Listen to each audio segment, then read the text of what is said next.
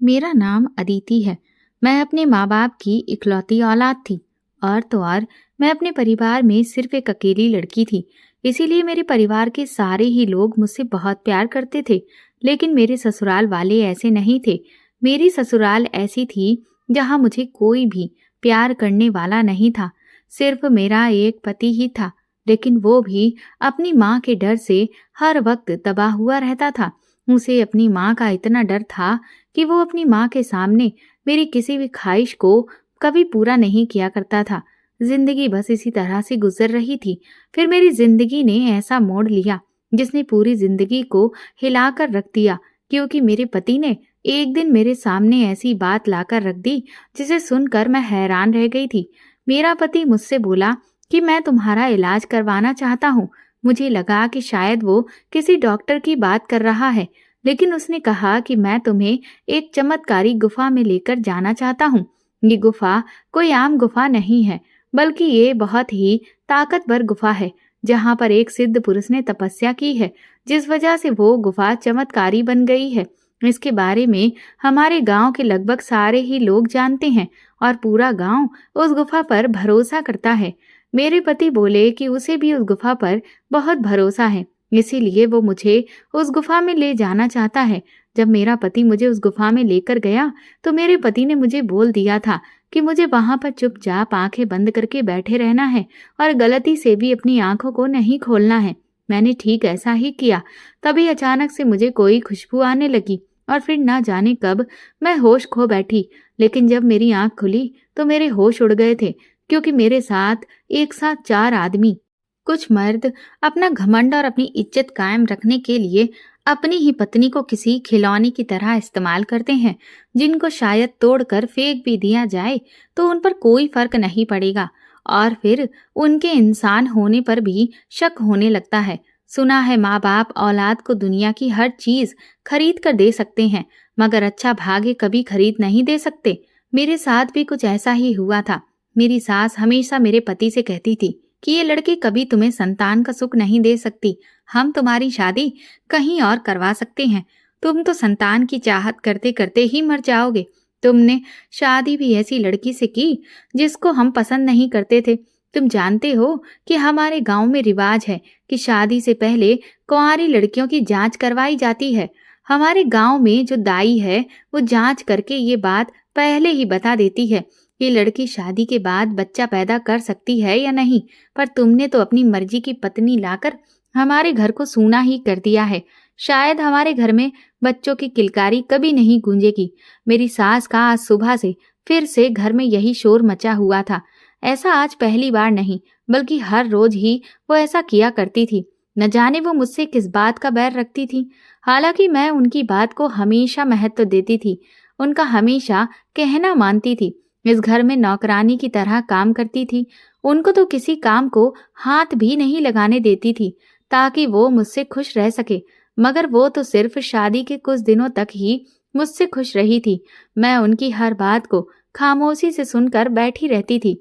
मेरे पति भी बेचारे अपनी माँ को खामोशी से देखते रहते थे, क्योंकि वो भी कुछ नहीं कर सकते थे। मेरी ससुराल में सबसे ज्यादा मेरी सास की ही चलती थी। उनकी ही हर बात को वैल्यू दी जाती थी, जबकि मेरे ससुर अपनी पत्नी की हर बात से खुश रहते थे और अपनी पत्नी को अपनी सर आंखों पर रखते थे। मेरे पति ने अपनी माँ से कहा कि माँ, इसमें इस बेचारी का क्या कसूर है? संतान देने वाला तो भगवान है। वो किसी को जल्दी संतान देता है तो किसी को देर से देता है। किसी को एक साथ कई बच्चे दे देता है तो किसी की गोद सूनी रखता है। ये तो उसकी मर्जी है और हम लोग उसकी मर्जी के खिलाफ जाकर तो कोई काम नहीं कर सकते। अपने पति के इन शब्दों पर मैंने भी खामोशी से अपना सिर झुका लिया था कि आज थोड़ा बहुत मेरे पति ने मेरी साइड से बोला था। मेरे चेहरे के नापसंदीदा एक्सप्रेशन देखकर मेरे पति अपनी माँ से नजरें चुराने लगे थे। मेरी सास कहने लगी, हाँ तुम सही कह रहे हो, इसमें भगवान की मर्जी ही होती है। लेकिन दूसरी शादी करने में क्या प्रॉब्लम है? तुमने पहली शादी तो अपनी मर्जी से कर ली है, अब एक शादी हमारी मर्जी से भी कर लो, ताकि हम अपने पोते पोतियों की शक्ल देख सकें। तुम तो इस लड़की की खूबसूरती और मासूम चेहरे पर मर मिटे हो। सारी जिंदगी इसकी खूबसूरती के साथ तो नहीं गुजारी जा सकती है। जब तुम दोनों की उम्र ढलेगी तब तुम्हें एहसास होगा कि बिना औलाद के बुढ़ापा कितना अकेला कर देता है। मेरी सास ने गुस्से से अपने बेटे को देखा। मेरा पति हर बार मेरी तरफ खामोशी से देख रहा था और ये बात मेरी सास को बहुत बुरी लग रही थी कि बेटा निसंतान का दुख झेल रहा है। कभी वो पिता नहीं बन सकेगा, ना ही कभी अपने परिवार को आगे बढ़ा सकेगा, मगर अपनी पत्नी पर कोई असर नहीं आने देता। मैंने नाराज होती हुई नजरों से अपने पति को देखा था। वो भी परेशानी से मुझे देखने लगे थे। कहने लगे कि मेरी माँ अभी गुस्से में है, उनकी बातों को दिल पर मत लेना, वो दिल की बुरी नहीं है। मैं इतना जालिम मर्द नहीं हूँ कि संतान के ना होने पर अपनी पत्नी को घर से निकाल दूंगा या फिर उसी की आंखों के सामने दूसरी शादी कर लूंगा। मेरे पति के इस बात पर मेरी सास का पारा हाई हो गया था, जबकि मैं हैरत से अपने पति के चेहरे को देख रही थी। मुझे अपने पति पर बहुत गुस्सा आ रहा था, क्योंकि मैं उससे कई बार कह चुकी थी कि वो और मैं दोनों चलकर डॉक्टर के पास अपनी जांच करवाते हैं, लेकिन वो मेरी बात पर ध्यान ही नहीं देता था। मेरा बार बार मन चाह रहा था कि मुझे बार बार बांझपन का ताना देने वाली सास को मैं चिल्ला कर बताऊं कि तुम्हारा खुद का ही बेटा मुझे डॉक्टर के पास इलाज के लिए लेकर नहीं जाना चाहता है। मेरे चेहरे के भाव पढ़कर मेरे पति समझ गए थे कि मेरे मन में क्या चल रहा है, और इसीलिए वो आंखों ही आंखों में मुझसे रिक्वेस्ट करने लगे कि मैं खामोश रहूं और उनकी माँ से कुछ भी ना कहूं। मेरी सास मुझे नफरत से देखते हुए कहने लगी कि इस खूबसूरत चुड़ैल ने तो मेरे बेटे को अपने काबू में कर लिया है। तुम जैसी बांझ लड़की को कोई भी आदमी अपने घर में नहीं बसाता। ये तो मेरे बेटे का एहसान है कि इसने तुझे तलाक देकर घर से नहीं निकाला, बल्कि ये तो तेरी साइड ही लेता है। इसे तो अपने माता पिता की खुशी का भी एहसास नहीं रहा। मुझसे बहुत बड़ी गलती हो गई कि मैंने तुझे अपने घर में रहने के लिए जगह दे दी। जिस दिन तू इस घर में शादी करके आई थी, उसी दिन मुझे तुझे इस घर से निकाल देना चाहिए था। मैं तेरी खूबसूरती देखकर पिघल गई थी। मुझे क्या पता था कि तुम जैसी बांझ को मैंने तेरी खूबसूरती देखकर अपने घर में जगह दे दी है। इसने तो मेरे घर की रौनक को जंग ही लगा दिया है। मेरी सास मुझे बार बार बातें सुना रही थी। मेरा दिल डूबता जा रहा था। मैं तो अपने माता पिता की वो लाडली बेटी थी जिससे घर में कभी माता पिता ने ऊंची आवाज में भी बात नहीं की थी। मुझे तो ऐसे रखा था जैसे कि घर में मुझसे ज्यादा कोई भी कीमती नहीं है। मगर ससुराल में शादी के 1 साल के बाद ही सब लोग मुझे बताने लगे थे कि मैं बांझ हूँ। हालांकि बांझपन का अभी तक ऐसा कोई प्रूफ उनके पास नहीं था। इस घर में तो मेरा खाना पीना भी दुश्वार हो चुका था।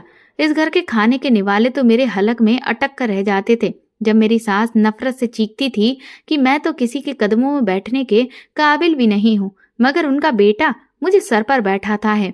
मेरे ससुर अपने काम से सारा दिन घर से बाहर रहते, तो घर में आते ही वो अपने कमरे में बंद हो जाते थे और मेरी सास मुझे सारा दिन घर में जलील करती रहती थी। शादी के कुछ दिन तक तो उन्होंने मुझे इज्जत से रहने दिया था, पर अब तो उन्होंने मुझे घर की नौकरानी बनाकर रख दिया था और वो हमेशा एहसान जताती रहती थी कि शुक्र करो कि मैंने तुम्हें घर से नहीं निकाला। मैं तो तुम्हें अभी भी चुटकियों में घर से निकाल सकती हूँ। मैं जिंदगी से थक चुकी थी।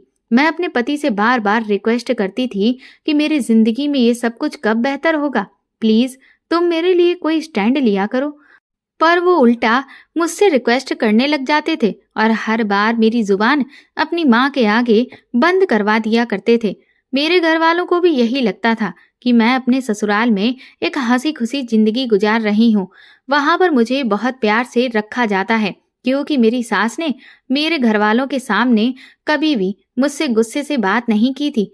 वो उनके सामने मेरे साथ ऐसे बिहेव करती थी जैसे कि मैं उनकी सगी बेटी हूँ। ऐसी वो सिर्फ एक्टिंग करती थी। मैं क्या कुछ नहीं झेल रही थी, ये सब तो मैं ही जानती थी।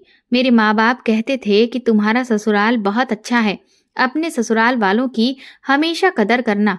तुम्हारी ससुराल वाले तुम्हें बहुत प्यार करने वाले हैं।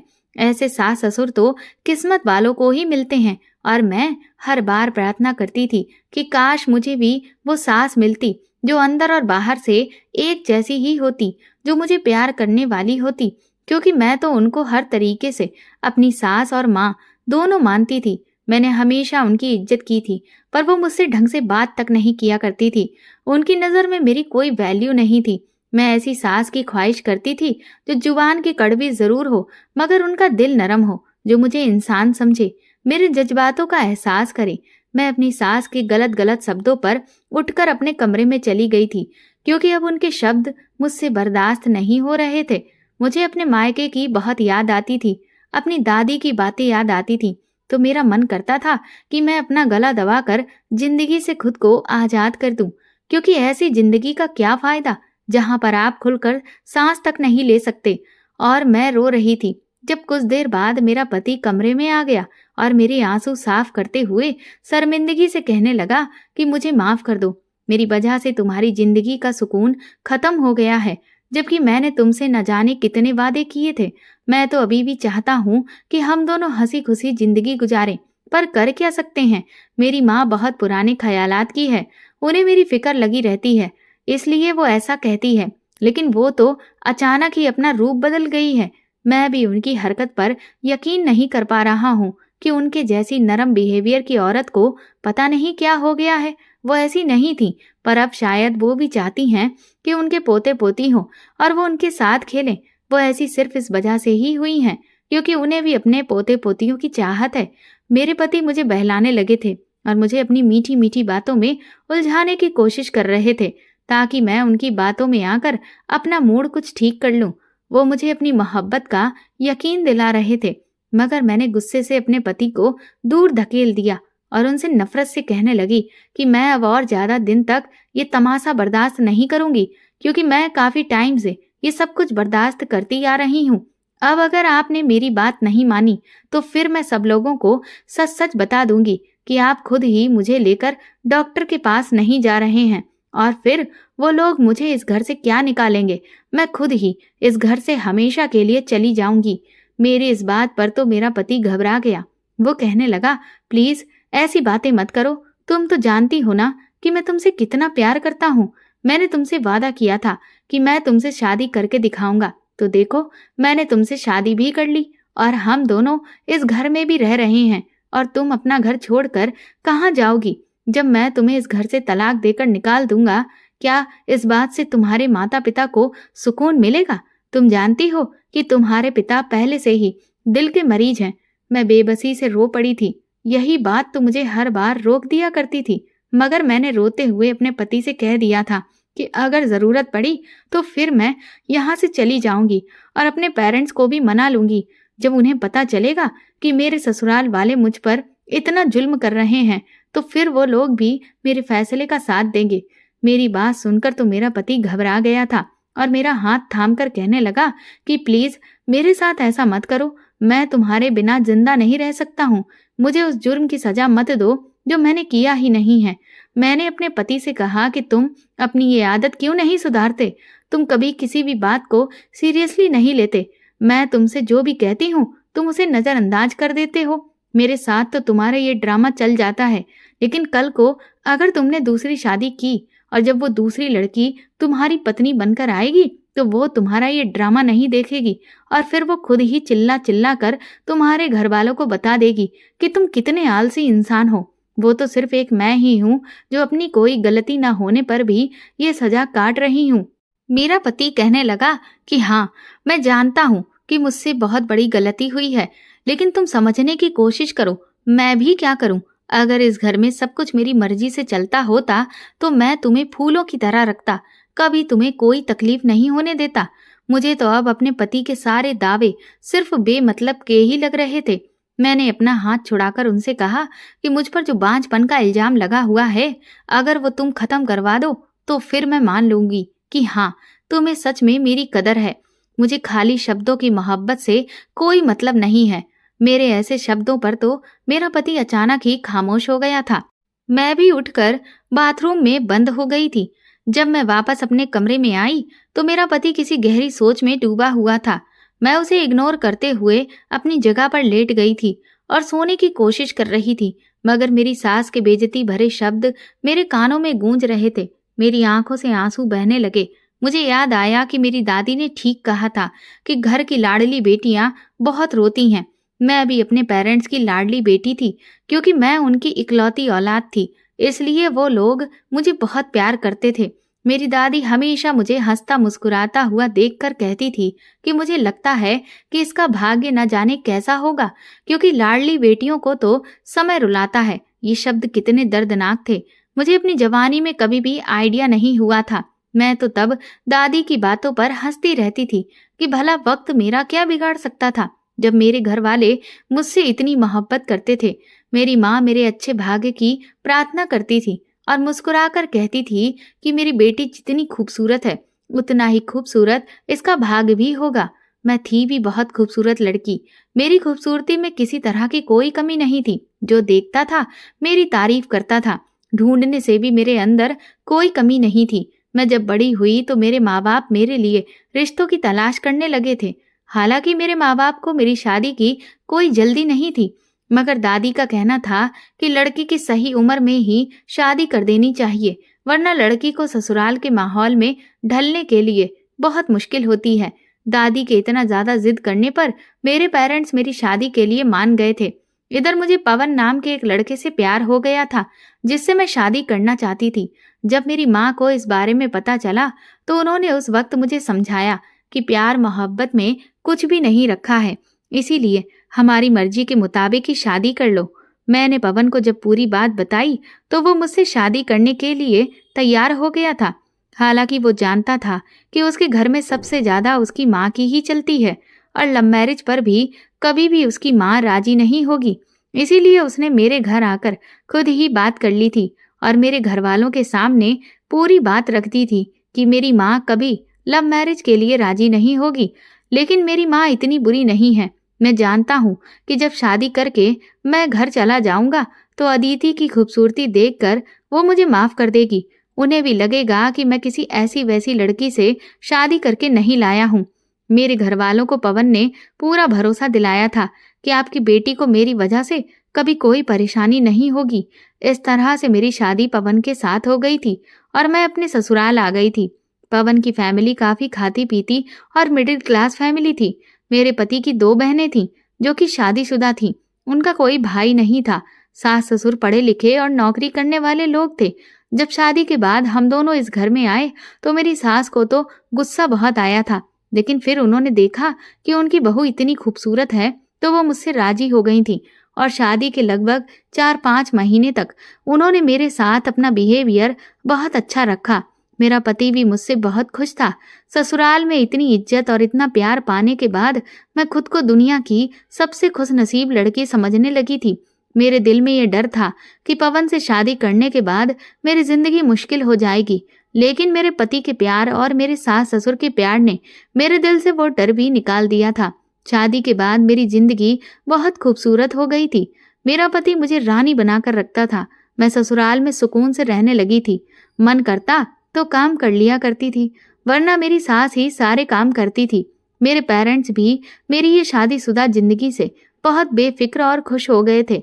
उन्हें भरोसा नहीं हो रहा था कि पवन की फैमिली इतनी अच्छी हो सकती है, लेकिन उन्होंने शादी के बाद मुझे खुश देखा तो वो लोग भी बहुत खुश थे।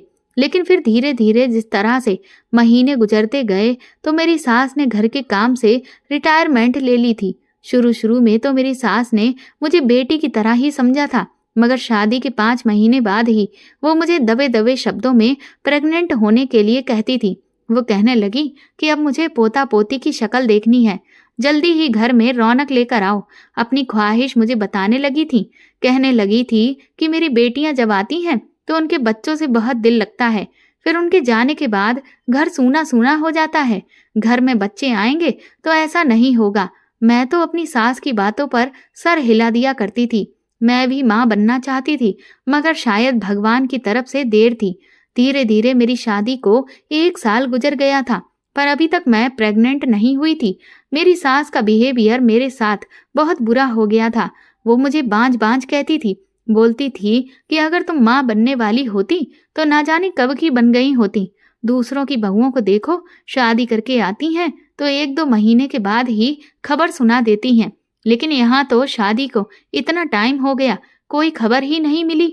मेरा पति तो सारा दिन मोबाइल पर बच्चों की वीडियो देखता रहता था और प्लानिंग करता रहता था कि हमारा बच्चा होगा तो उसकी कैसे कैसे परवरिश करेंगे, उसे कैसे रखेंगे, इतने जोश और इंतजार के बावजूद भी हमारी शादी के 1.5 साल ऊपर हो गए थे, मगर अभी तक मुझे कोई खुशखबरी नहीं मिली थी। मेरी सास बहुत ज्यादा परेशान रहने लगी थी।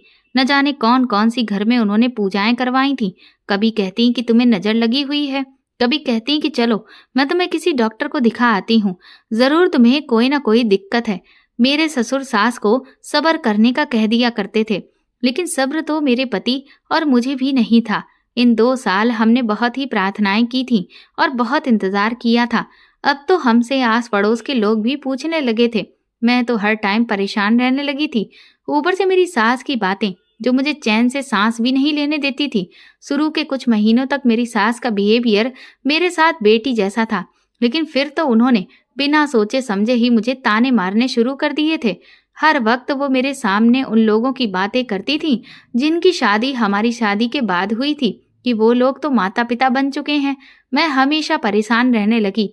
सारी बातें सोच सोच कर मेरी तबीयत खराब रहने लगी थी।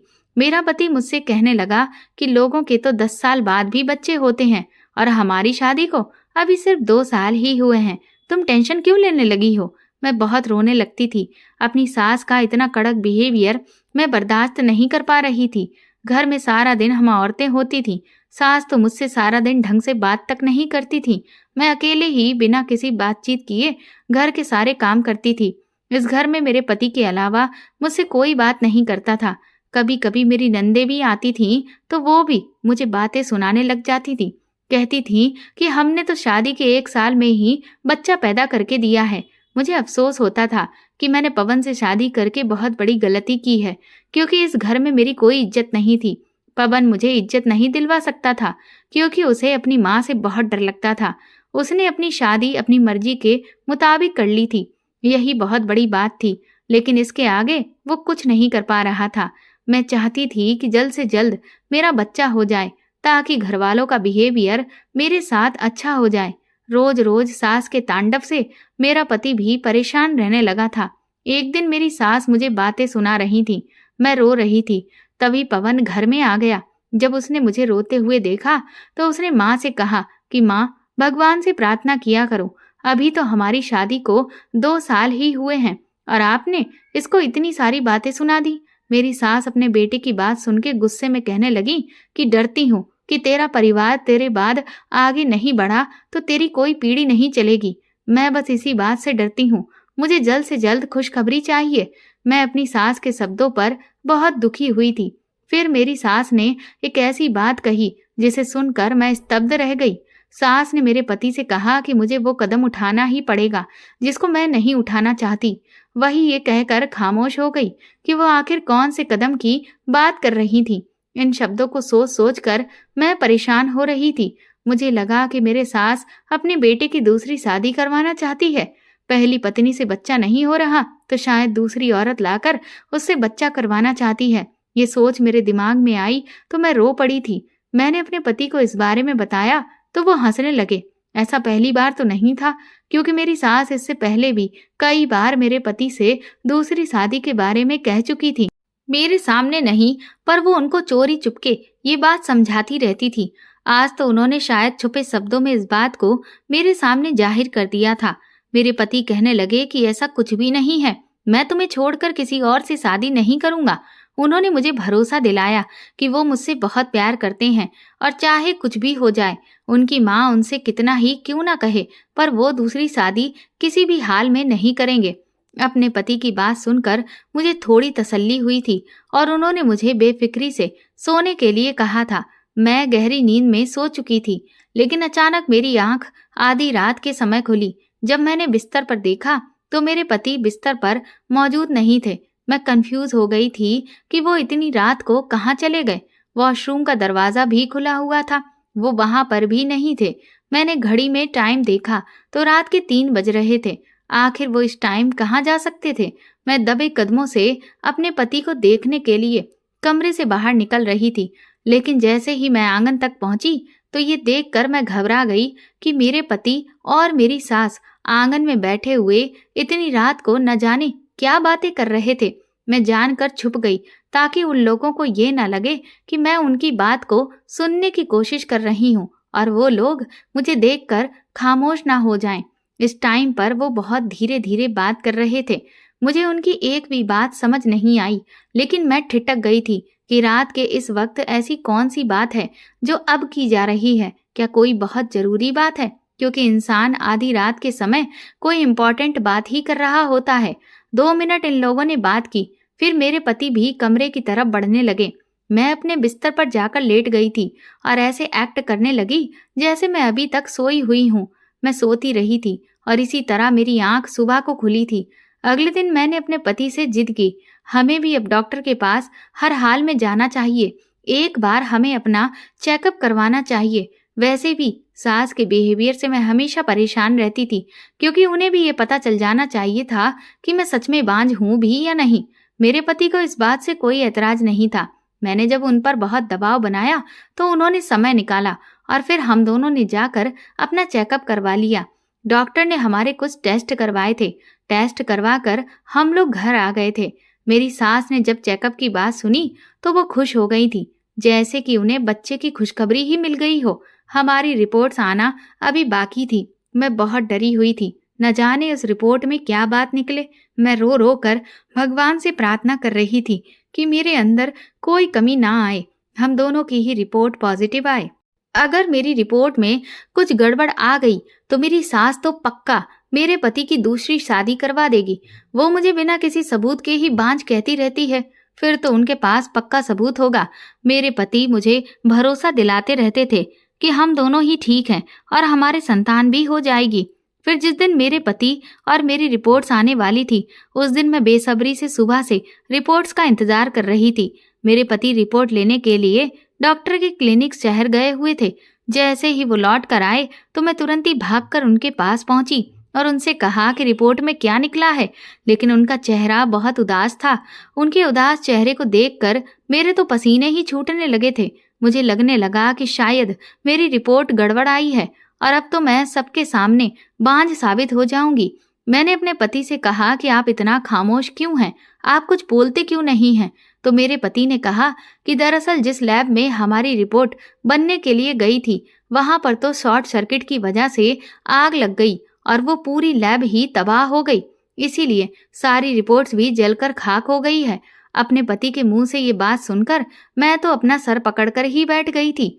मैंने कहा, इतनी मुश्किल से तो आप मेरे कहने पर डॉक्टर के पास चेकअप कराने के लिए गए थे और ऊपर से उसका नतीजा ये निकला कि हमारे हाथ रिपोर्ट भी नहीं आई।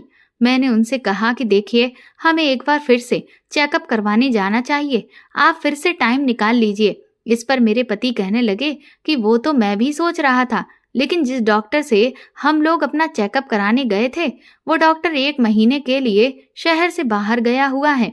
1 महीने के बाद हम लोग दोबारा उसके पास जाकर चेकअप करवा लेंगे। मैंने अपने पति से कहा कि तब तक आप किसी और अच्छे डॉक्टर के बारे में पता करें। अगर हमें कोई दूसरा अच्छा डॉक्टर मिल जाता है तो हम उससे जाकर अपना चेकअप करवा सकते हैं।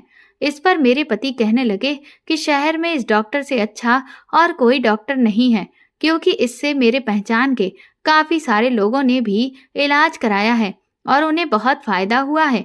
इसीलिए मैं यही कहूंगा कि सिर्फ 1 महीने की ही तो बात है, 1 महीने का इंतजार कर लो और फिर हम दोनों साथ में जाकर उस डॉक्टर को दिखा लेंगे।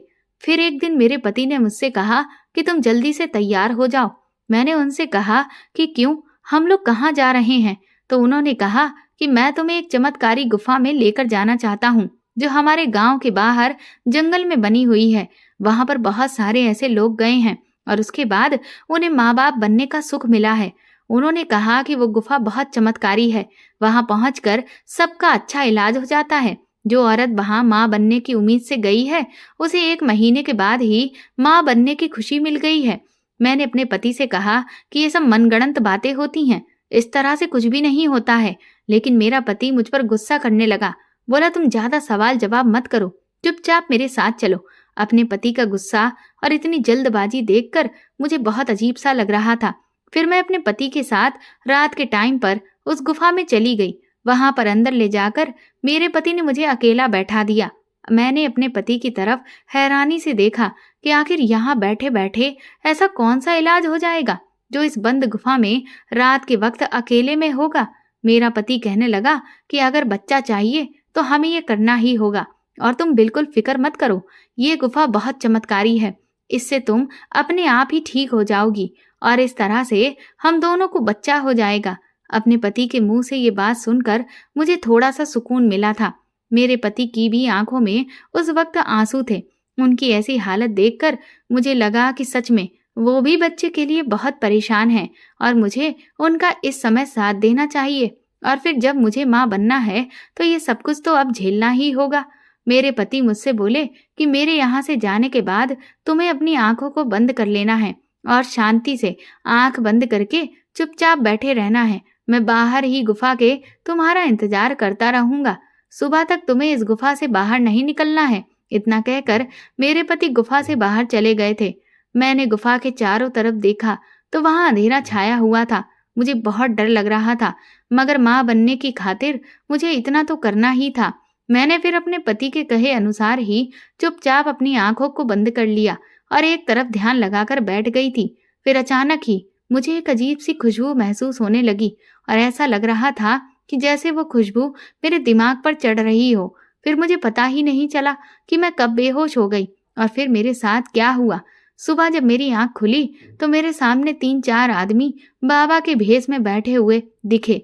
उन्हें देखकर मेरी तो हालत ही खराब हो गई थी। मैंने उठने की कोशिश की तो मुझे बहुत ही थकान महसूस हो रही थी। मैं तुरंत ही अपने पति को चिल्ला चिल्ला कर पुकारने लगी तो वो बाबा मुझसे कहने लगे कि तुम्हारा पति तो रात को ही यहाँ से चला गया था। उनकी बात सुनकर मैं तो हैरान रह गई।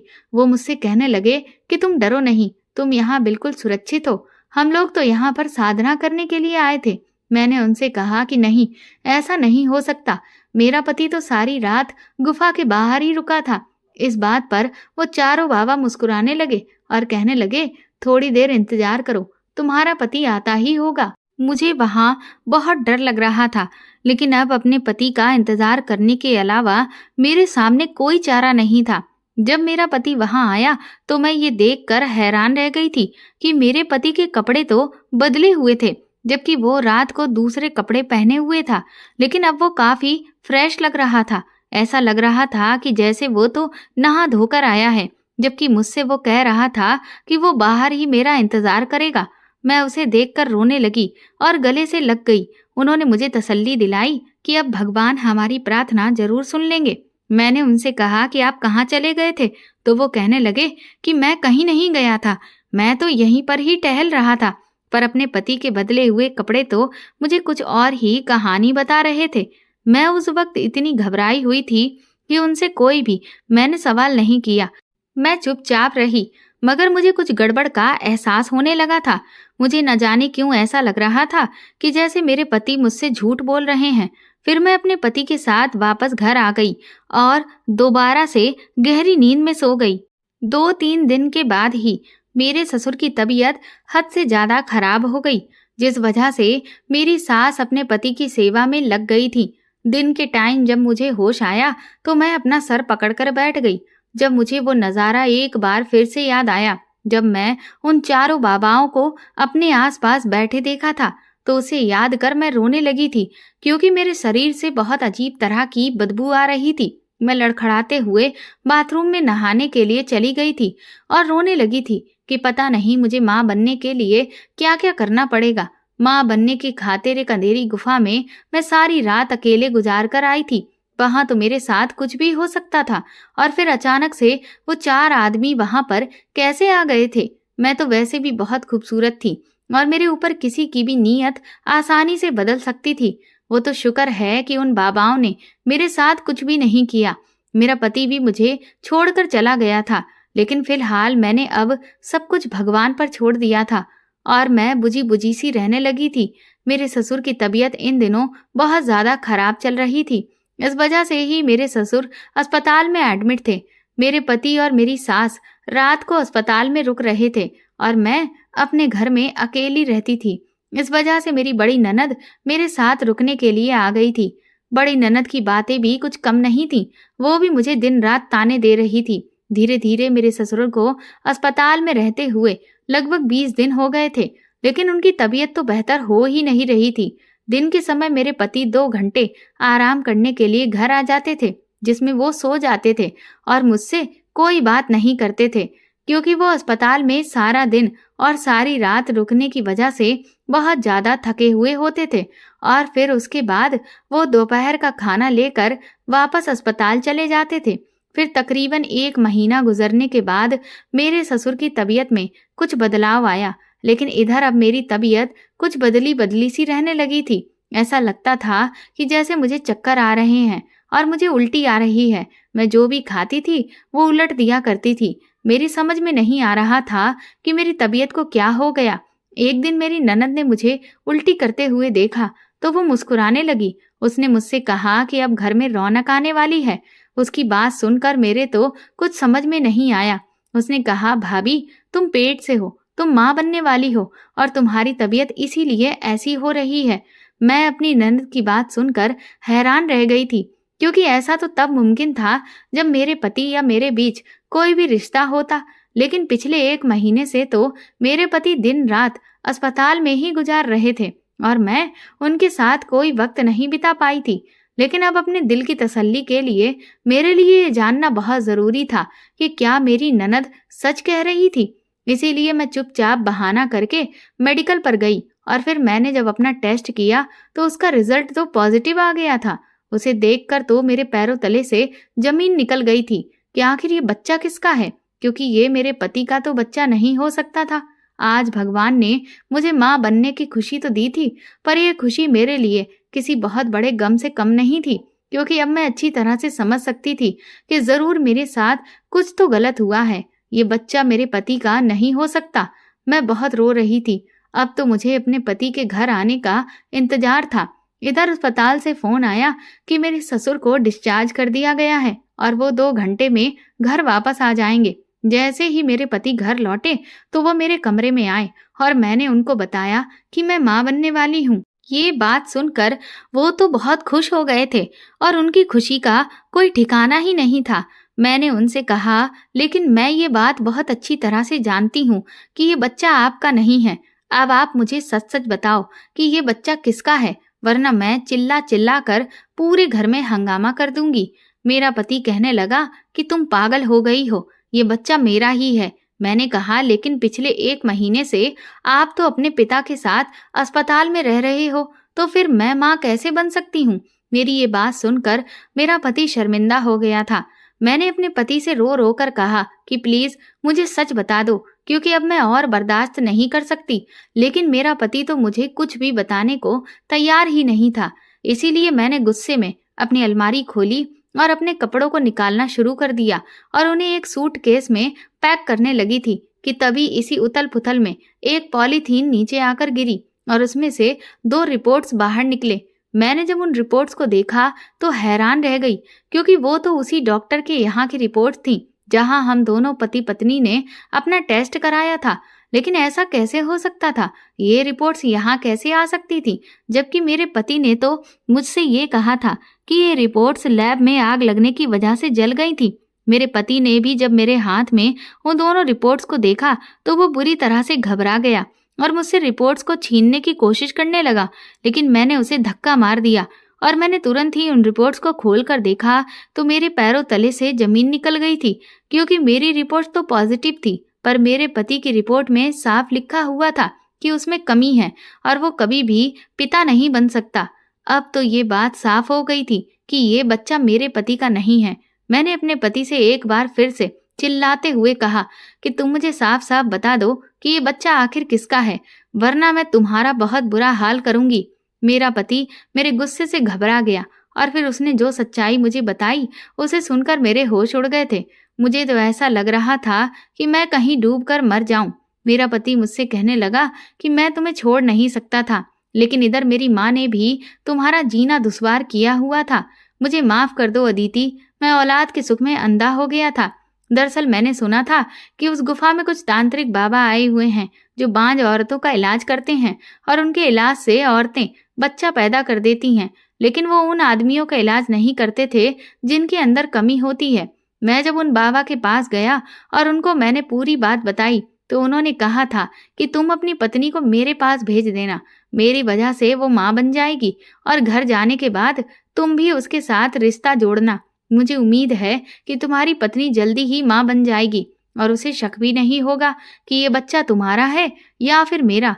उस तांत्रिक बाबा की बात सुनकर मुझे बहुत गुस्सा आया था, लेकिन इसके अलावा मेरे पास अब कोई रास्ता भी नहीं था। लेकिन अब मुझे ये समझ नहीं आ रहा था कि मैं तुम्हें उस तांत्रिक बाबा के पास कैसे लेकर जाता। अगर मैं तुम्हें बाबा की बात बोल देता तो तुम कभी भी मेरे साथ चलने को तैयार नहीं होती। इसलिए मैंने बाबा के साथ मिलकर ये नाटक रचा कि वो गुफा बिल्कुल खाली है और चमत्कारी है, और वहां तुम्हें सिर्फ चुपचाप आंखें बंद करके पूरी रात बैठना है और उससे ही तुम्हारा इलाज हो जाएगा। यही बहाना करके मैं तुम्हें वहां ले गया और फिर उस बाबा ने तुम्हें एक चीज सुंघाकर बेहोश कर दिया। दरअसल ये बच्चा मेरा नहीं, ये उस तांत्रिक बाबा की ही है। हो सके तो मुझे माफ कर दो, क्योंकि मेरा कोई भी इलाज नहीं है और ना ही मैं ये चाहता था कि मेरी ये कमी खुलकर कभी भी मेरे घर वालों के सामने आए। इसलिए मैंने तुम्हारे साथ ये सब किया। लेकिन मुझे नहीं पता था कि अचानक पापा की तबीयत खराब हो जाएगी और इस दौरान मुझे तुम्हारे साथ वक्त गुजारने का मौका भी नहीं मिलेगा और ये सच्चाई इस तरह से खुलकर तुम्हारे सामने आ जाएगी। मुझे लगा था कि तुम्हें सच का कभी पता ही नहीं चलेगा और ऐसे हम दोनों ही अपने बच्चे के साथ खुशी खुशी रहेंगे। अपने पति की बात सुनकर मैं रोने लगी थी। मुझे अपने पति से नफरत होने लगी। अब मैंने सोच लिया था कि मैं अब इस घर में 1 मिनट भी नहीं रुकूंगी। इसका मतलब ये था कि उस दिन वो जो बाबा मेरे सामने बैठे हुए थे, उनमें से ही किसी ने उस पूरी रात मेरी इज्जत के साथ खिलवाड़ किया था। उसने मेरी खूबसूरती का फायदा उठाया था। भले ही वो औरतों का इलाज करता हो, लेकिन जब उसने मेरी खूबसूरती देखी तो उसने मेरे पति को इस तरह से बेवकूफ बनाया था। मुझे तो अब अपने आप से घिन महसूस हो रही थी। मैंने उसी दिन सारे घर वालों के सामने अपने पति का राज खोल दिया था और मैं वहां से अपना सामान पैक करके अपने मायके आ गई थी। मेरे पति ने मुझे रोकने की बहुत कोशिश की थी, लेकिन मैं ऐसे इंसान के साथ जिंदगी नहीं गुजार सकती थी जिसने अपनी पत्नी को किसी दूसरे मर्द के हवाले कर दिया हो। मेरी सास तो अपने बेटे की कमी के बारे में सुनकर ऐसी हो गई थी जैसे कि उन्हें सांप सूंघ गया हो, क्योंकि उन्होंने मेरी कमजोरी का बहुत फायदा उठाया था। लेकिन अब वो ये बात अच्छी तरीके से जानती थी कि अगर अब वो मुझे कुछ भी कहती तो मैं उनको और उनके बेटे को सब लोगों के सामने अच्छी तरह से बदनाम कर सकती थी। मैंने अपने पति से कह दिया था कि मुझे तलाक दे दो, मैं तुम्हारे साथ नहीं रह सकती। जब मैं अपने मायके आई और मैंने अपने घर वालों को ये बात बताई तो उन लोगों को भी बहुत गुस्सा आया था और उन्होंने मेरे फैसले को सही बताया। उन्होंने कहा कि तुम इतने अत्याचार क्यों बर्दाश्त करती रही थी, बल्कि तुम्हें तो ये कदम बहुत पहले ही उठा लेना चाहिए था। मेरे पापा ने तो मेरी ससुराल में जाकर काफी हंगामा किया था। इस तरह से सारे गांव में मेरे ससुराल वालों की बदनामी हो गई थी। मेरे पापा ने फिर उन तांत्रिक बाबाओं को भी अरेस्ट करवा दिया था जिन्होंने मेरे साथ गलत किया था। मेरे पति ने काफी दिनों तक मुझे मनाने की कोशिश भी की थी, पर मैं नहीं मानी तो हार कर उसने कुछ महीनों के बाद मुझे डाइवोर्स दे दिया और फिर मैंने वो बच्चा भी हटा दिया था जब मैं अपने पति के घर से आई थी, क्योंकि मैं अपने पेट में किसी दूसरे का पाप नहीं पालना चाहती थी। हालांकि मैंने औलाद के लिए काफी कुछ किया था, काफी सारे जुल्म सहे, लेकिन मैं इस बच्चे के साथ अपनी जिंदगी नहीं गुजार सकती थी जो मेरा था ही नहीं। मैं अब अपने माता पिता के घर पर ही रह रही हूँ और अपना मन बहलाने के लिए मैंने घर में डांस क्लास खोल लिया है। अभी तो फिलहाल मैं शादी नहीं करना चाहती, क्योंकि मुझे शादी के नाम से ही अब डर लगने लगा है। अब मैं बस भगवान से यही प्रार्थना करती हूँ कि मेरा आने वाला भाग्य अच्छा हो, क्योंकि गुजरा हुआ समय तो मेरा बहुत ही बुरा था। तो दोस्तों, आपको ये कहानी कैसी लगी हमें कमेंट करके ज़रूर बताएं और प्लीज़ इस कहानी को ज़्यादा से ज़्यादा शेयर और लाइक करके मेरे चैनल को सपोर्ट करें। मेरा नाम वंदना है। मैं अपने पिता के पैर पकड़कर रो रही थी। उनसे कह रही थी कि बाबा, मुझे छोड़कर मत जाओ, मैं तुम्हारे बिना नहीं रह सकती। मेरे साथ ऐसा मत करो जो आप करने जा रहे हो। वो बहुत बड़ा पाप है, क्योंकि मैं समझ गई थी कि मेरे बाबा मुझे जिस जगह पर लेकर आए हैं वो जगह मेरे लिए बिल्कुल भी ठीक नहीं है। मैं उनके पैर पकड़कर रो रही थी, कभी हाथ जोड़ रही थी, मगर उन्होंने मेरी एक भी ना सुनी। न जाने वो मुझे क्यों इस नरक में छोड़कर जाने वाले थे। क्या उन्हें अपनी बेटी से इतनी नफरत थी? माना कि कुछ लोगों के लिए बेटियां बोझ होती हैं, मैं भी अपने पिता के लिए बोझ थी, मगर मेरे बाबा मेरे साथ कुछ ऐसा भी कर सकते हैं, मुझे तो इसकी उम्मीद ही नहीं थी। क्योंकि मैं जिस जगह पे थी, वहां के बारे में मेरे बाबा ने मुझे कुछ नहीं बताया था, वरना मैं कभी उनके साथ ना आती। क्योंकि जब मैं यहाँ पर आई थी, तो मेरे बाबा ने कहा था कि मैं तुम्हें अपने किसी रिश्तेदार के यहाँ लेकर जा रहा हूँ, अच्छे से तैयार हो जाओ। मगर मैंने तो बचपन से लेकर अब तक अपने बाबा के कोई रिश्तेदार नहीं देखे थे, लेकिन फिर भी मैं अपने बाबा पर भरोसा करके यहाँ तक आ गई थी।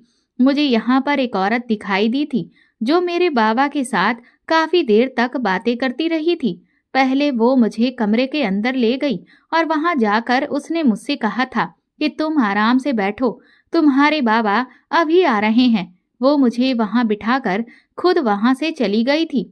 मैं कमरे के अंदर बैठ गई और चारों तरफ नजर उठा उठा कर देख रही थी और जानने की कोशिश कर रही थी कि आखिर ये किसका घर है। इसी कमरे के अंदर एक और कमरा बना हुआ था। जब अचानक से उस कमरे के अंदर से एक लड़की भागती हुई निकली। वो बुरी तरह से रो रही थी, उसकी हालत बहुत खराब थी। और फिर वो रोती हुई दूसरे दरवाजे से वहां से चली गई थी। मगर उसके पीछे जब वो मर्द अपनी शर्ट के बटन लगाता हुआ और मुस्कुराता हुआ आया, तो उसे देखकर मैं समझ गई थी कि ये कौन सी जगह है। ये लड़की रोती हुई इस कमरे से क्यों निकली थी। फिर मैंने भी वहां से भागने की कोशिश की, मगर मैं नाकाम रही, क्योंकि दरवाजे के बाहर ही वो औरत और मेरे बाबा आपस में खड़े हुए बातें कर रहे थे। मैं झट से अपने बाबा के गले लग गई और उनसे रोते हुए कहने लगी कि बाबा, मुझे यहाँ पर नहीं रुकना, हमें यहाँ से चलना चाहिए। जब उस औरत ने मेरा हाथ पकड़ लिया और कहने लगी कि अब तुम्हारा काम हो गया है, अब यहाँ से चले जाओ। मेरे बाबा ने उस औरत की तरफ देखकर कहा, मगर मेरे पैसे तो दो। उस औरत ने एक आदमी को आवाज लगाई, जो एक बैग लेकर आया, और वो बैग उस औरत ने मेरे बाबा के हाथ में थमा दिया और बाबा वहां से जाने लगे। मैंने बाबा से कहा, बाबा मैं भी तो आपके साथ जाऊंगी, मगर उन्होंने मेरी एक भी ना सुनी। मैं उनके पैरों में गिर गई और रोने लगी। उनसे कहने लगी कि मुझे यहाँ पर मत छोड़ो, मगर उन्होंने कहा, तेरी असल जगह यहीं पर है। वैसे भी जवान होने के बाद लड़कियों की शादी कर दी जाती है, मगर मेरे पास इतना पैसा नहीं है कि मैं तेरी शादी करूं। उसने इस औरत की तरफ देखकर कहा कि इसे यहाँ से ले जाओ, वरना मेरा हाथ पकड़कर झटके से मुझे अंदर की तरफ ले जा रही थी। जब उसने मुझे दरवाजे के अंदर किया और दरवाजे को बाहर से बंद कर दिया, मैं फूट फूट कर रो रही थी। दरवाजे को धड़ धड़ बजा रही थी, कह रही थी कि दरवाजा खोलो बाबा, मुझे यहाँ से निकालो, मुझे आपके साथ जाना है, प्लीज मेरे साथ ऐसा मत करो। मेरी चीखें वहीं पर दबकर रह गई थीं, लेकिन बाहर जब वो दोनों आपस में बातें कर रहे थे, तो उनकी आवाजें मुझे दरवाजे के पार से साफ नजर आ रही थीं। उस औरत ने बाबा से कहा था कि तेरी बेटी तो बहुत खूबसूरत है, मगर याद रखना, दोबारा अपनी बेटी को यहाँ से ले जाने की बात मत करना, क्योंकि बहुत से ऐसे लोग होते हैं जो अपनी बेटियों को मजबूरी में यहाँ बेच कर चले जाते हैं और फिर आकर अपना रोना रोने लगते हैं कि अपने पैसे वापस ले लो, हमें हमारी बेटी वापस कर दो। मगर यहाँ ऐसा नहीं होता। जो एक बार यहाँ पे आ जाता है, वो दोबारा यहाँ से वापस नहीं जाता, क्योंकि यहाँ पर वापसी का कोई रास्ता नहीं है। मेरे बाबा ने उस औरत से कहा कि नहीं, मैं इसे कभी लेने नहीं आऊंगा, मेरा इससे कोई वास्ता नहीं है। बेटियां तो इसी जगह के लिए बनी होती हैं और मेरी बेटी भी इसी जगह के काबिल है, इसीलिए मैं इसे यहीं पर छोड़कर जा रहा हूँ। वो औरत कहने लगी, तो फिर ठीक है, तुम जाओ यहाँ से। जब तक तुम यहाँ रहोगे, ये लड़की ऐसे ही रोती धोती रहेगी। और खूबसूरत लड़कियां जब रोती हैं तो अपनी हालत अक्सर खराब कर लेती हैं। हम नहीं चाहते कि हमारा माल खराब हो जाए। बाबा ये कहकर वहां से चले गए थे और मैं न जाने कब तक अपनी किस्मत को वहां पर बैठकर रोती रही थी। मैं सोच रही थी कि क्या ऐसे भी पिता होते हैं जो अपनी बेटियों को कोठे पर बेच जाते हैं। मेरे पिता ने आखिर मुझे किस लिए बेचा? क्यों उन्होंने मेरे साथ ऐसा किया? क्या उन्होंने मुझे पैसों के बदले यहाँ पर बेचा था? चलिए मैं आपको अपनी पूरी कहानी सुनाती हूँ। 21 साल पहले मेरे बाबा की शादी मेरी माँ के साथ हुई थी। मेरी माँ बहुत खूबसूरत थी। मेरे बाबा एक आम इंसान थे जो किसी खूबसूरत लड़की से शादी करना चाहते थे। और जब मेरी दादी ने मेरी माँ को अपने इकलौते बेटे के लिए पसंद किया, तो मेरे बाबा की खुशी के ठिकाने नहीं थे, क्योंकि उन्हें उनकी पसंद की लड़की मिल गई थी। मगर बाबा की ख्वाहिश यहीं खत्म नहीं हो सकती थी, क्योंकि बाबा चाहते थे कि शादी के बाद वो जल्दी ही उनकी पत्नी गर्भवती हो जाए, ताकि उनको एक प्यारा सा बेटा दे सके। मेरी दादी की भी यही ख्वाहिश थी, और दादी ने ही मेरे बाबा के दिमाग में ये बात डाली थी कि तेरी पत्नी बहुत खूबसूरत है। बचपन से लेकर अब तक तू अकेला रहा, ना तेरा कोई भाई है और ना ही कोई बहन है। बेटियों से तो कोई फायदा ही नहीं होता। माँ बाप की सारी जमा पूंजी समेटकर वो अपने ससुराल को ले जाती हैं, जबकि बेटे तो तेरी तरह होनहार होते हैं। जिस तरह तूने अपने माता पिता के मरने के बाद उनके काम को संभाला, मेरा और अपना ख्याल रखा, इस तरह तेरा बेटा भी बड़ा होकर तेरा और तेरी पत्नी का बहुत ख्याल रखेगा। तू अपनी पत्नी को बोल देना कि तुझे पहला बच्चा बेटा ही चाहिए। तू जितने बेटों का पिता बनेगा, उतना ही तेरी जिंदगी बुढ़ापे में आसानी से गुजरेगी, क्योंकि बुढ़ापे का सहारा तो बेटे ही होते हैं, बेटियां नहीं। मेरी दादी की बात मेरे बाबा के दिमाग में बहुत अच्छे से बैठ गई थी, और उन्होंने शादी के कुछ महीने बाद ही मेरी माँ से कहना शुरू कर दिया था कि वो जल्द से जल्द गर्भवती हो जाए और उन्हें बेटा पैदा करके दे दे। मगर माँ बाबा की बात सुनकर बड़ी हैरान होती थी। मेरी माँ पढ़ी लिखी थी, इसीलिए वो बेटे और बेटियों में किसी तरह का कोई फर्क नहीं करती थी, बल्कि उन्हें तो बेटियों से प्यार था। वो चाहती थी कि उनकी पहली औलाद बेटी ही हो, और उनकी ख्वाहिश पूरी हो गई थी। मेरी माँ मेरे जन्म पर बहुत खुश थी। वो बार बार मुझे अपने सीने से लगाती, मुझे ढेर सारा प्यार करती, और बाबा से बार बार मेरी ख्वाहिश पूरी करने के लिए पैसे लिया करती थी। उनको अच्छा लगता था उनकी बेटी नए नए खिलौनों से खेले, नए नए कपड़े पहने। मगर जिस दिन से मैंने जन्म लिया था, मेरे बाबा ने मुझे गोद में भी नहीं उठाया था। यहाँ तक कि उन्होंने तो मेरी शक्ल भी ठीक से नहीं देखी थी। दादी भी माँ से नफरत करने लगी थी कि तूने बेटा पैदा नहीं किया। माँ दादी के सारे जुल्मों सितम खामोशी से बर्दाश्त करती थी। मेरी दादी बहुत चालाक औरत थी, और कुछ इस तरह की बातें उन्होंने मेरे बाबा के दिमाग में बिठा दी थी, ताकि बाबा मेरी माँ को हमेशा बेटा पैदा करने के लिए फोर्स करते रहें और उन पर अत्याचार करें। माँ बाबा की हरकतों से बहुत तंग आ जाती थी। वो कभी कभी कह दिया करती थी कि मैं तुम्हें बेटा पैदा करके कहाँ से दूं? मेरे हाथ में कुछ नहीं है, जैसा भगवान चाहेगा वैसा ही होगा। लेकिन मेरे जन्म के पूरे 3 साल होने को आ गए थे। मेरी माँ अभी तक गर्भवती नहीं हो पा रही थी।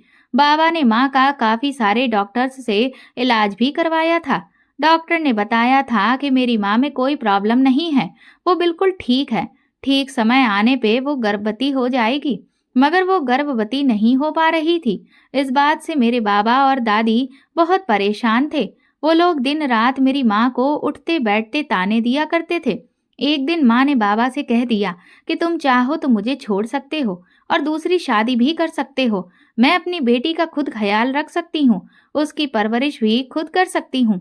मगर बाबा माँ को नहीं छोड़ सकते थे, क्योंकि वो जानते थे कि माँ से ज्यादा खूबसूरत औरत उन्हें कहीं नहीं मिल सकती। मेरे बाबा देखने में ज्यादा अच्छे नहीं थे। माँ अच्छे परिवार की थी और अपने माँ बाप की इकलौती बेटी थी। मेरी माँ की माँ मतलब मेरी नानी माँ मेरी माँ की शादी से 2 महीने पहले ही इस दुनिया को छोड़कर चली गई थी। मगर उनके पिता थे, उन्होंने उनकी शादी बड़े शौक से की थी, और उनकी शादी में किसी तरह की कोई कमी नहीं रखी थी। मगर वो नहीं जानते थे कि शादी के बाद उनकी बेटी को किन किन परेशानियों का सामना करना पड़ेगा। मेरी माँ की शादी के 2 साल बाद मेरे नाना जी भी इस दुनिया को छोड़कर चले गए थे। अब मेरी माँ पूरी तरह से अकेली रह गई थी, लेकिन फिर भी वो अकेले रहकर भी इतना कॉन्फिडेंस रखती थी कि अपनी बेटी को अकेले पाल सकती थी। बाबा इस बात से डर जाते थे कि कहीं माँ उनको छोड़कर वापस ना चली जाए। दादी बाबा को भरोसा दिलाती थी कि मैं इसके जैसे ही खूबसूरत लड़की से तेरी दोबारा से शादी करवा दूंगी। मगर बाबा को लगता था कि शायद इसके जैसी खूबसूरत लड़की मुझे अब कभी नहीं मिल सकती। इसीलिए उन्होंने मेरी माँ को नहीं छोड़ा। काफी वक्त इसी तरह से गुजर गया। मेरी उम्र 6 साल की हो गई थी। मैं अपनी माँ से बहुत प्यार करती थी। मेरी माँ ने मेरा हर तरह से ख्याल रखा था।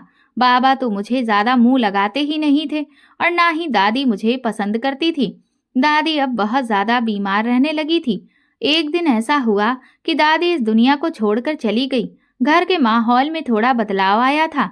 माँ अभी तक गर्भवती नहीं हुई थी।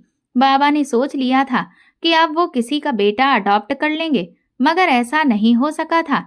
इससे पहले ही मेरी माँ प्रेग्नेंट हो गई थी और बाबा बहुत खुश हुए थे।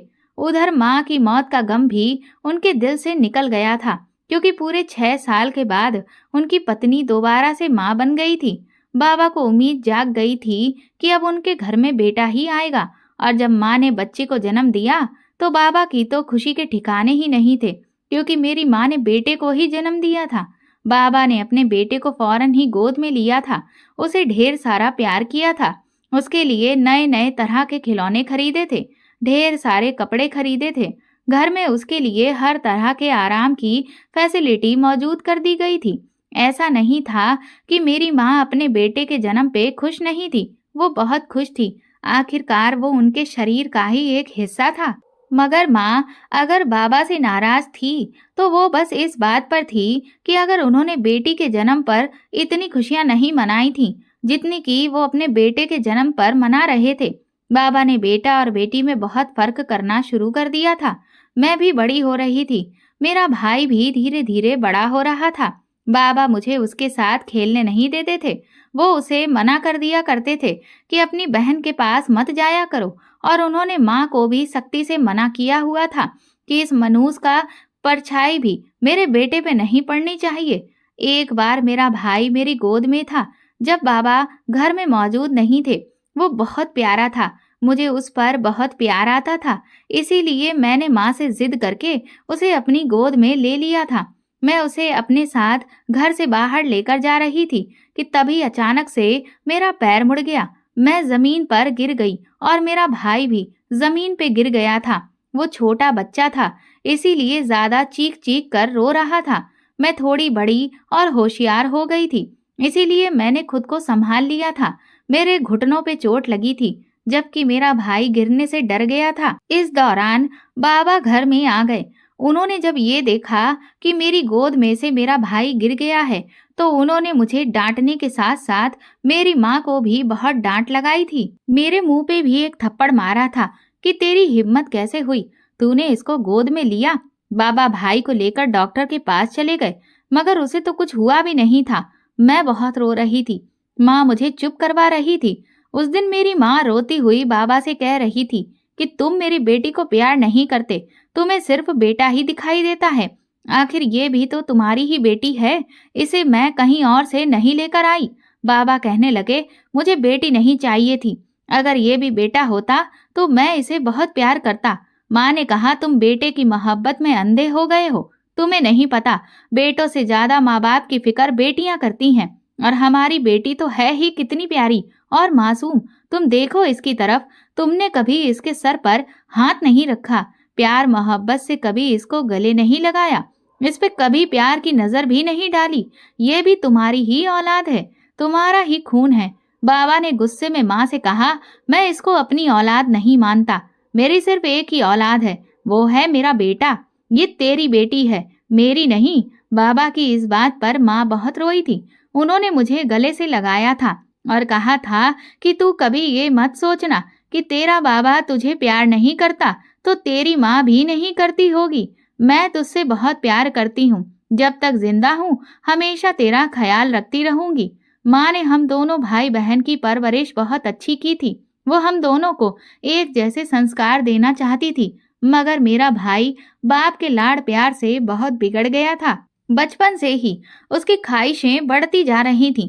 वो बाबा से जो कहता, बाबा उसे लाकर दे दिया करते थे, चाहे वो चीज बाबा के बजट से भी ऊपर हो। वो उसे बहुत प्यार करते थे।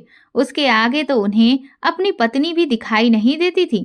जिस दिन से मेरे भाई का जन्म हुआ था, उसी दिन से बाबा ने माँ की तरफ पलट कर देखना भी गवारा नहीं समझा था। बस बाबा चाहते थे कि इन दोनों पे माँ का साया बना रहे। वो माँ को किसी तरह का हक नहीं देते थे। सारा लाड़ प्यार, सारा ध्यान सारी फिक्र, सारी मोहब्बत, सब कुछ उनके बेटे के लिए ही था। हम दोनों माँ बेटी तो उनके घर में होते हुए भी ना के बराबर थे। माँ को अगर किसी चीज की जरूरत होती और वो बाबा से कहती तो उन्हें ये सामान चाहिए, तो बाबा उन्हें लाकर नहीं देते थे। कहते थे कि बेटे की ख्वाहिशें पूरी करने में उनके पास से पैसे खत्म हो गए हैं। मैं चाहती थी कि वो मेरा एडमिशन स्कूल में करवा दे, मगर बचपन से लेकर अब तक बाबा ने मुझ पर ध्यान ही नहीं दिया था। तो फिर वो अपनी कमाई से मेरा स्कूल में एडमिशन कैसे करवा सकते थे? हमारा कोई रिश्तेदार था या नहीं था, ये तो मैं नहीं जानती थी, मगर इतना जरूर जानती थी कि जिस दिन से मेरे भाई ने इस घर में जन्म लिया था, बाबा ने सारे रिश्ते नाते भी खत्म कर दिए थे। वो किसी से मेल जोल नहीं रखते थे, बस अपने बेटे के साथ ही लगे रहते थे।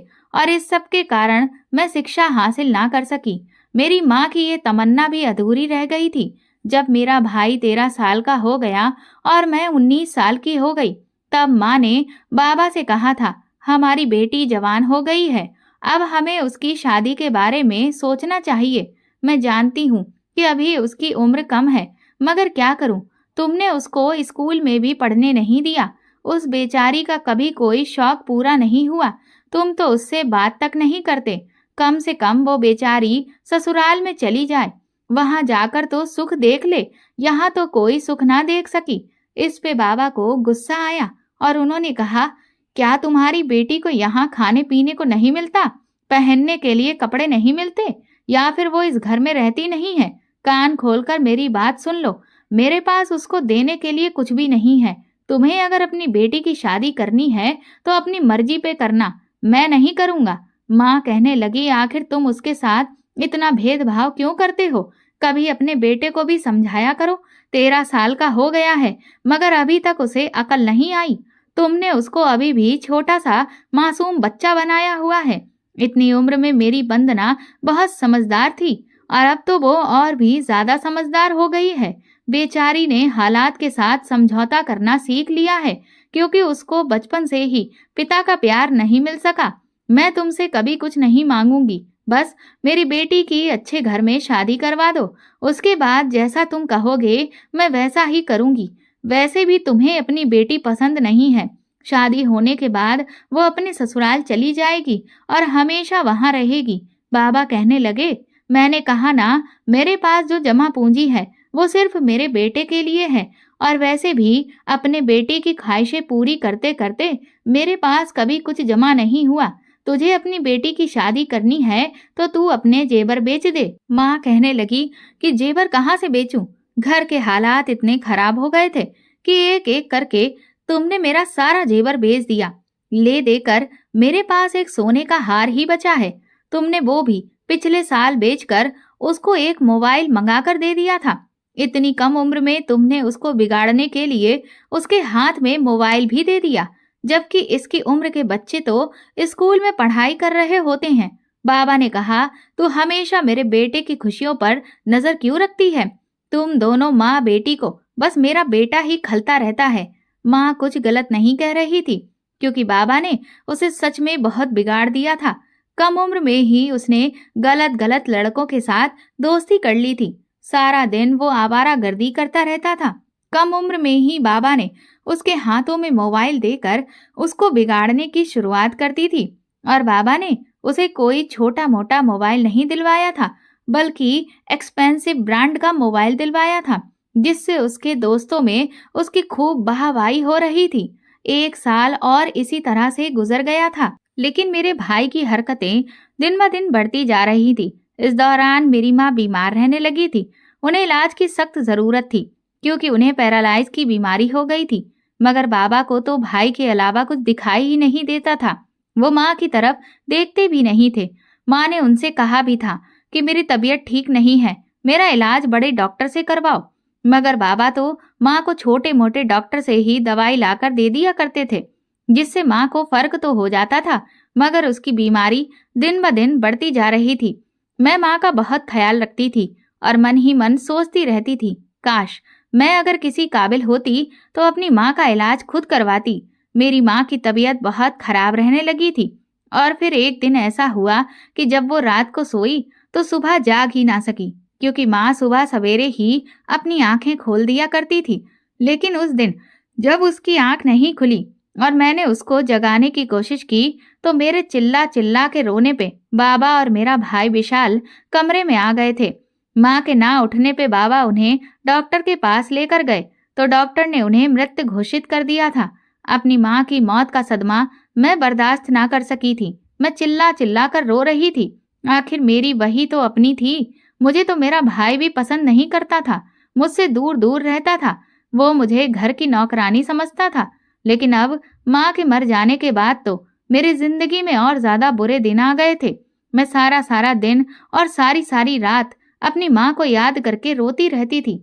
अब मुझे ऐसा लगता था जैसे मैं पूरी तरह से अनाथ हो गई हूँ, क्योंकि इस घर में से कोई भी बोलने वाला भी नहीं था। एक मेरी माँ ही थी जो जैसे तैसे मेरे कपड़े बना दिया करती थी।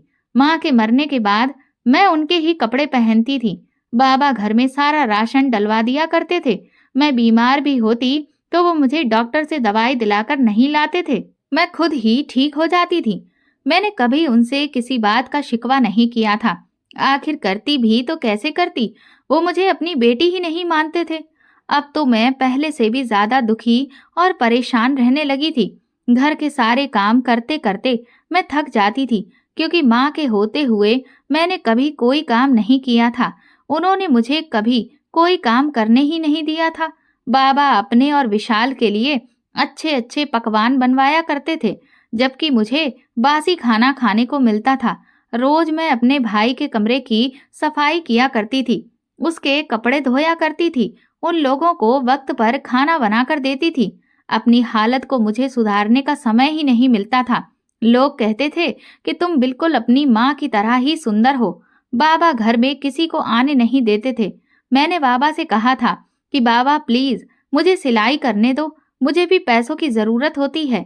मेरे साथ की सारी लड़कियां अपने सारे शौक पूरे करती हैं। बाबा कहने लगे कि तुझे अपने शौक पूरे करके क्या करना है, वो सब तो अपने घर वालों के लिए भाग्यशाली साबित हुई हैं। लेकिन जिस दिन से तूने जन्म लिया है, उस दिन से ही हमारे घर के हालात खराब होते चले गए हैं। मेरे बेटे को देख, मुझे इससे पूरी उम्मीद है ये बुढ़ापे में बड़ा होकर मेरा सहारा बनेगा। लेकिन तू क्या करेगी? तुझे तो एक ना एक दिन विदा भी करना है। मगर मैं तेरी शादी इतनी जल्दी नहीं करूंगा। आखिर तू भी इस घर से चली गई तो हम दोनों पिता और बेटे का ख्याल कौन रखेगा? मैंने बाबा से उनके पैरों में गिरकर कहा था कि बाबा, मैं तुम्हारा और विशाल का हमेशा ही ख्याल रखूंगी, घर के सारे काम भी किया करूंगी, बस मुझे सिलाई करने दो बाबा। बाबा कहने लगे कि तुझे सिलाई किसने सिखा दी? मैंने कहा बाबा, आप नहीं जानते, माँ को सिलाई आती थी। माँ ने ही मुझे सिलाई के बारे में सब कुछ बताया था, इसीलिए मैंने वो सब कुछ अपने दिमाग में बिठा लिया था। बाबा न जाने क्या सोचने लगे और फिर उन्होंने मना कर दिया कि मैं तुझे सिलाई नहीं करने दूंगा, बल्कि तू घर के अलावा कोई काम नहीं करेगी। मैं उनकी बातों पे रोती हुई अपने कमरे में आ गई थी। वक्त अपनी रफ्तार से चलता जा रहा था। अब मैं 21 साल की और मेरा भाई 15 साल का हो गया था। वो सेहत में बहुत अच्छा था, देखने में भी बहुत अच्छा था, इसीलिए कोई उसे देखकर कहता ही नहीं था कि वो 15 साल का है, बल्कि वो अपनी उम्र से ज्यादा बड़ा लगने लगा था। अब उसने बाबा से कहा था कि उसे महंगी वाली बाइक चाहिए, जिसकी कीमत लगभग 1 लाख रुपए थी। उसकी बात पे बाबा ने उससे कहा था, बेटा, अभी कुछ महीने पहले ही तो मैंने तुझे स्कूटी लेकर दी थी। अभी तेरी उम्र इतनी नहीं है कि तू महंगी बाइक चला सके। मगर वो बाबा से नाराज हो गया और कहने लगा, अगर आपको मेरा कहना नहीं मानना तो मैं आपसे बात करना ही छोड़ दूंगा और फिर इस घर को भी मैं छोड़कर चला